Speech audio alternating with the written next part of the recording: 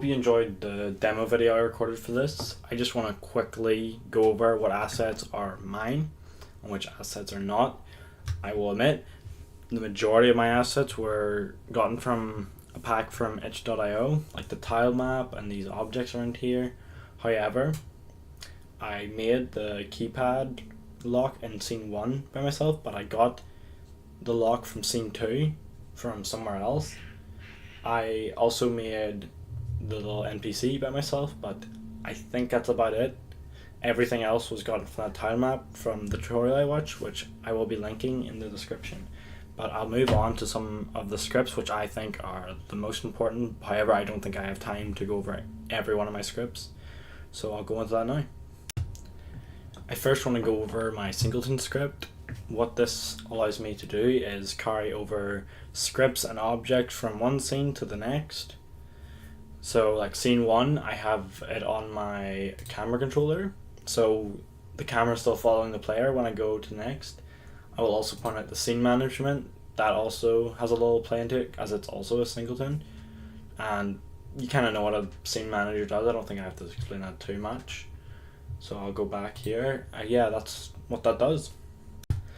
Here is my NPC script. It just allows you to click the next button. It lets the text scroll and also makes the UI appear.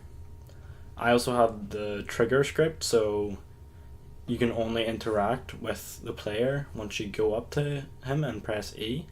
You can also do this for the keypad as well. Yeah. I wanted to quickly go over the script for my sword. This is mostly just with the animation and making the hitbox appear. What I used for the hitbox was a polygon collider. It's in the damage source here. That's just, make sure that the enemy can take health, but it also spawns in. As you can see here, it does 1 damage.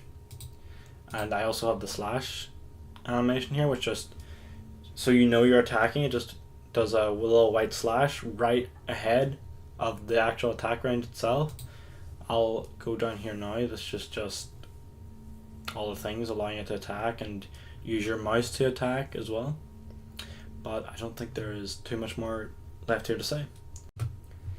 Here is my player controller script. This has the dash in it and all the animations and the WASD movement. So as you can see here, it has all that. Like I said, I don't want to go into too much detail with these scripts because I don't want the video to be too long.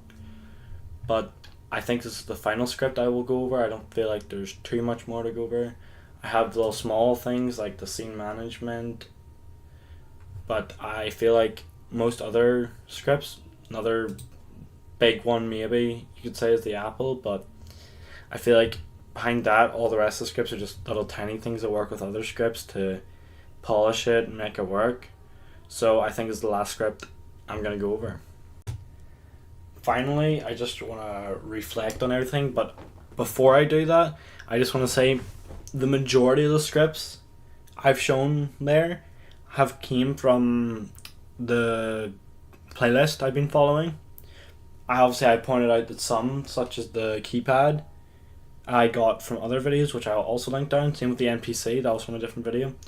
But without that, I say what I learned from this is probably not to rely on tutorials too much, because I think for the first half I definitely relied too much on the tutorial I was following for almost everything. But when I branched out, I found more issues, yes, but I feel like I learned a lot more for them, and felt like I was correcting those issues myself instead of just mindlessly following a tutorial, which I'm very happy I did.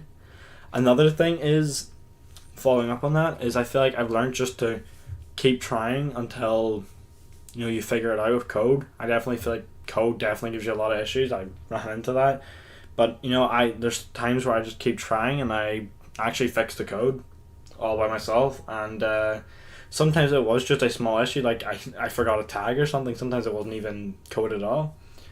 But I say that's what I've learned from this, and I feel like if I was going to start again, little small issues like that tag issue I wouldn't run into again. I feel like that's what I've learned.